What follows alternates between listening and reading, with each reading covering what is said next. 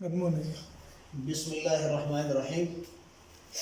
Class 9th biology के lecture number 5 में खुशामदीद। आज हम पढ़ेंगे interdisciplinary approach to the study of biology, या हमारा आज का मेन टॉपिक ये है कि linkage of biology with other fields of study. कि जब हम बायोलॉजी पढ़ते हैं तो बायोलॉजी का दूसरी फील्ड्स के साथ या दूसरी साइंसेस के साथ क्या ताल्लुक़ है। देखें, कोई भी सब्जेक्ट अपने आप में खुद कफील नहीं है। हर सब्जेक्ट को समझने के लिए किसी दूसरे सब्जेक्ट का सहारा लेना पड़ता है। तो जब एक सब्जेक्ट को या एक साइंस को किसी भी दूसरी साइंस के साथ मिलाएं तो उसको नाम देते हैं फिर इंटर डिसिप्लिनरी साइंसेस। तो आज हम ये पढ़ेंगे कि हमारा जो सब्जेक्ट है बायोलॉजी, इसका दूसरी साइंसेस के साथ या दूसरे फील्ड्स ऑफ स्टडी के साथ क्या ताल्लुक है। तो इसमें सबसे पहले हमारे बुक में लिखा हुआ है बायोफिजिक्स। इस बायोफिजिक्स के अंदर हम ये पढ़ेंगे कि बायोलॉजी का फिजिक्स के साथ क्या ताल्लुक है। देखें, बायो में हम पढ़ते हैं लाइफ के बारे में और फिजिक्स में हम पढ़ते हैं मैटर एंड एनर्जी के बारे में। तो अब इसमें हम ये देखेंगे कि बायोलॉजी के अंदर होने वाले ऐसे काम जिनको हम समझ सकते हैं फिजिक्स के प्रिंसिपल्स इस्तेमाल करके।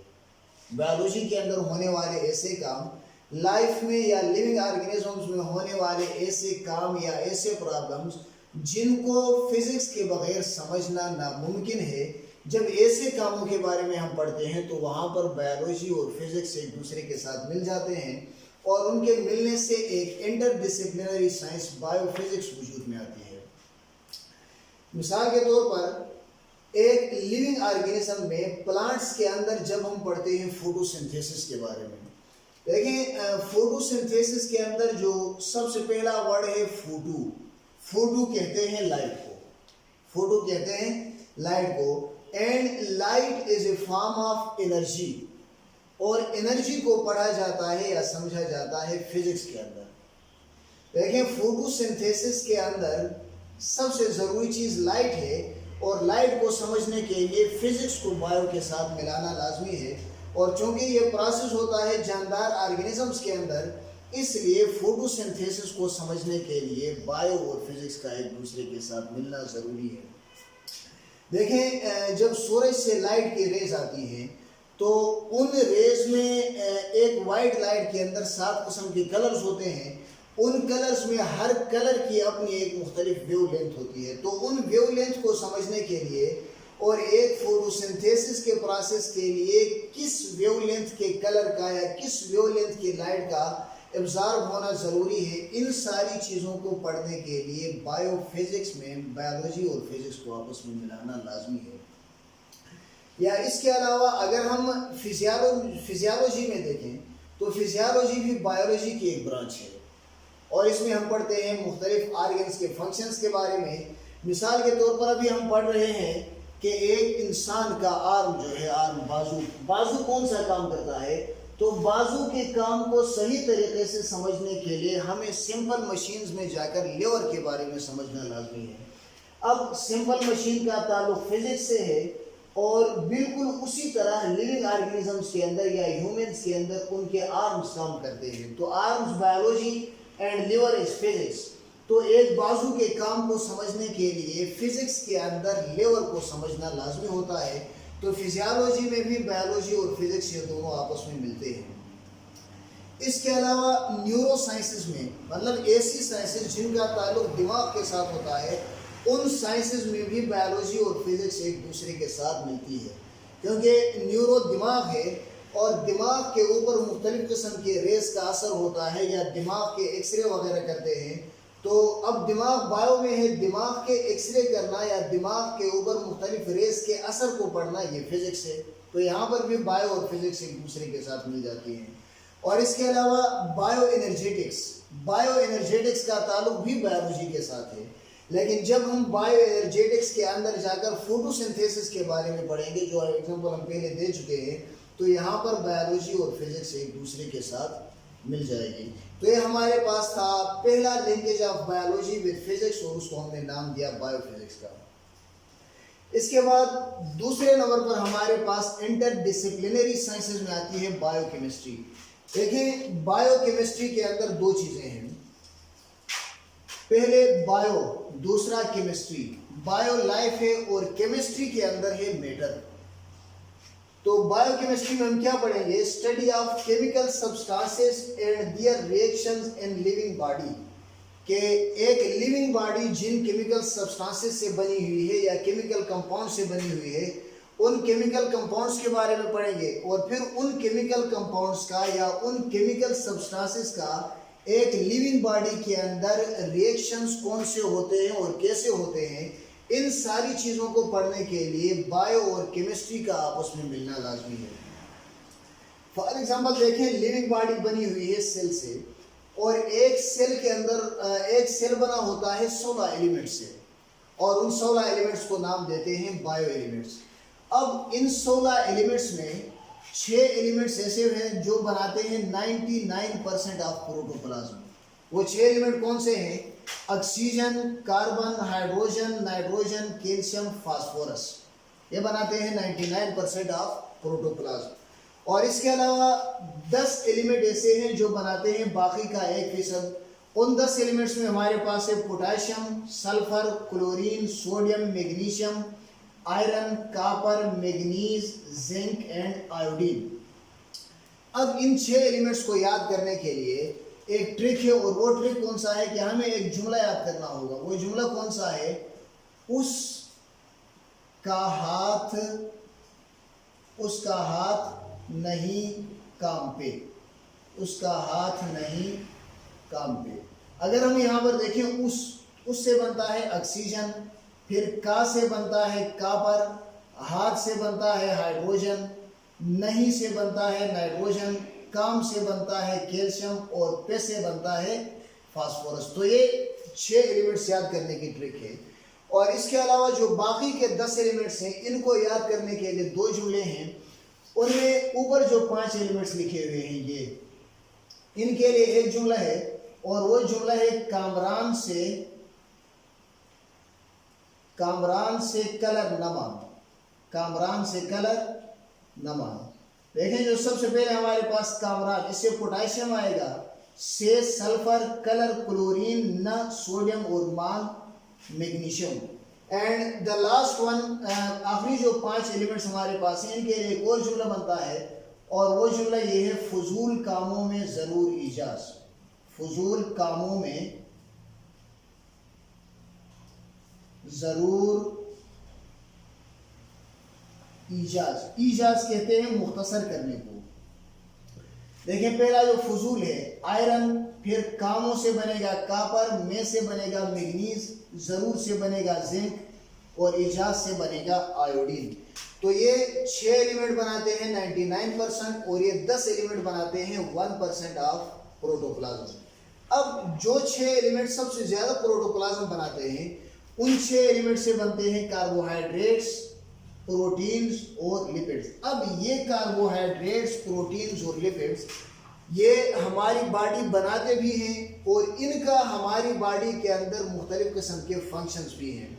तो अब इन 6 एलिमेंट्स के बारे में पढ़ना, या इनसे रिलेटेड या किसी भी और मैटर से रिलेटेड लिविंग बॉडी के अंदर जो भी रिएक्शंस होते हैं, उन रिएक्शंस को समझा जा सकता है बायोकेमिस्ट्री के ज़रिए।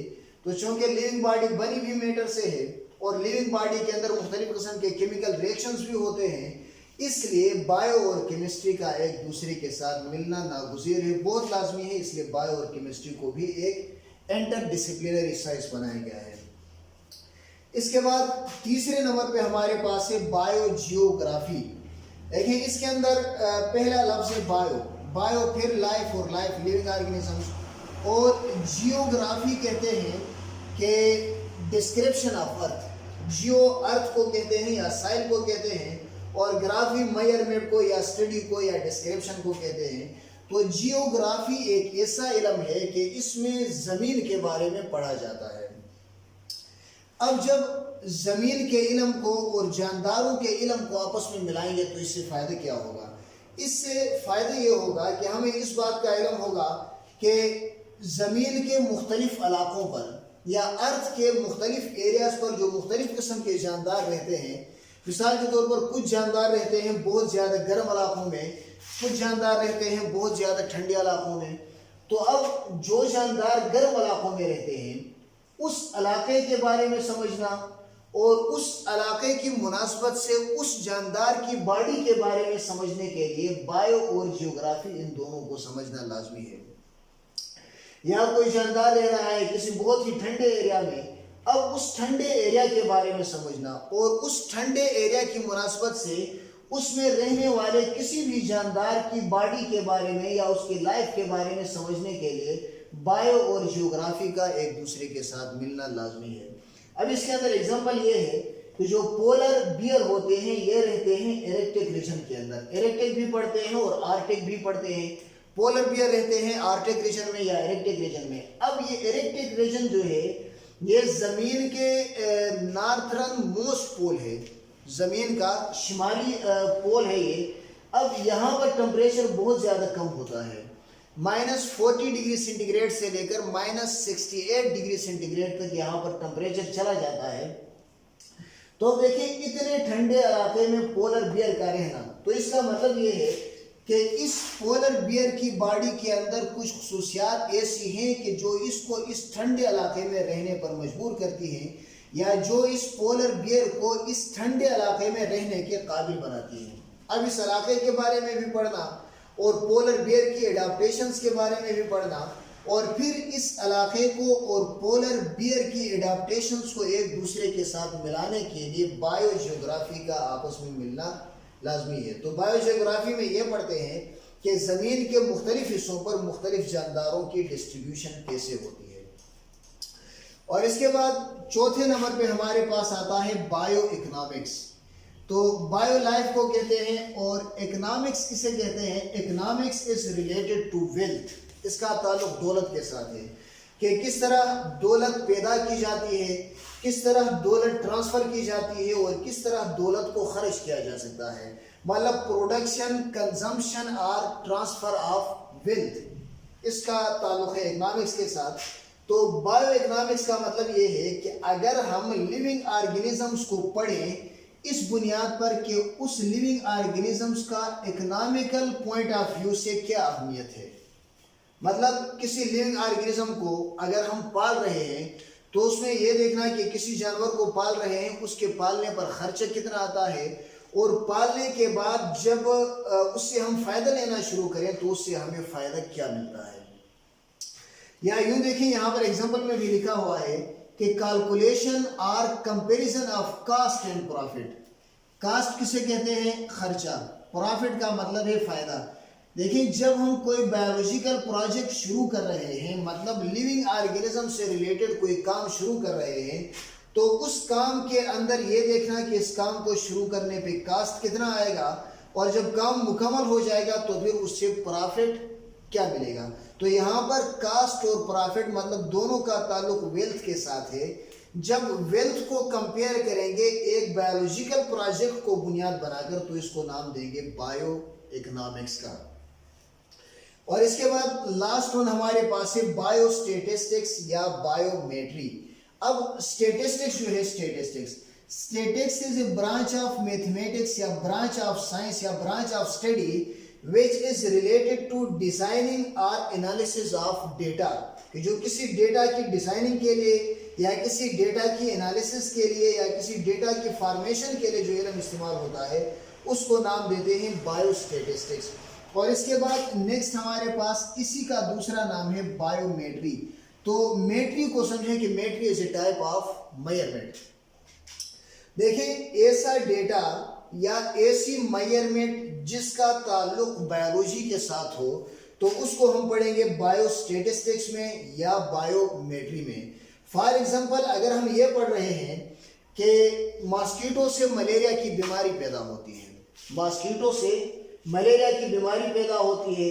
अब मॉस्किटो से मलेरिया की बीमारी पैदा होने की परसेंटेज क्या है या रेशियो क्या है। अब मॉस्किटो और मलेरिया की बीमारी जिसमें पैदा होती है उन दोनों का ताल्लुक है बायो से, और बीमारी पैदा होने की जो परसेंटेज है या बीमारी पैदा होने की जो रेशियो है उस रेशो का ताल्लुक है स्टेटिस्टिक्स के साथ या मेट्रिक के साथ। तो बायोलॉजिकल किसी भी प्रोसेस को पढ़ने के लिए जब मैथमेटिकल फार्मूलाज या स्टेटिस्टिकल फार्मूलाज इस्तेमाल होते हैं तो उसको नाम देते हैं बायोस्टेटिक्स का या बायोमेट्री का। देखिए इसकी एग्जांपल यहाँ पर दी है, डिजाइनिंग और एनालिसिस ऑफ डेटा, कि कोई किसी फील्ड में रिसर्च कर रहा है और उस रिसर्च के बदले में उसे कोई ऐसा रिजल्ट मिला है कि उस रिजल्ट को अरेंज करके डेटा बनाने के लिए उसे ज़रूरत पड़ती है मैथमेटिक्स की। फॉर एग्जांपल किसी चीज़ की रेशियो निकालनी है या परसेंटेज निकालना है या किसी चीज़ की तादाद लिखना है या किसी चीज़ का टेम्परेचर देखना है या और कुछ भी करना है तो उसका ताल्लुक होता है मैथमेटिक्स के साथ। फॉर एग्जांपल मैथमेटिक्स के किसी जगह पर जब हम कोई रेशियो निकालते हैं या किसी प्रोजेक्ट के अंदर किसी परसेंटेज वगैरह की ज़रूरत होती है तो अब उस प्रोजेक्ट का ताल्लुक होगा बायोलॉजी के साथ, लेकिन उसकी जो रेशियो निकालेंगे या उसकी परसेंटेज निकाल कर उसका डेटा बनाएंगे उस डेटा का ताल्लुक होगा बायोस्टेटिक्स के साथ या बायोमेट्री के साथ। तो इसका मतलब यह है कि बायोलॉजी स्टेटिस्टिक्स और बायोमेट्री के साथ भी मिली हुई है। तो आज का लेक्चर अपने अख्तिताम को पहुंचता है और इसके बाद अपने next lecture carriers in biology तक के लिए अल्लाह हाफिज़।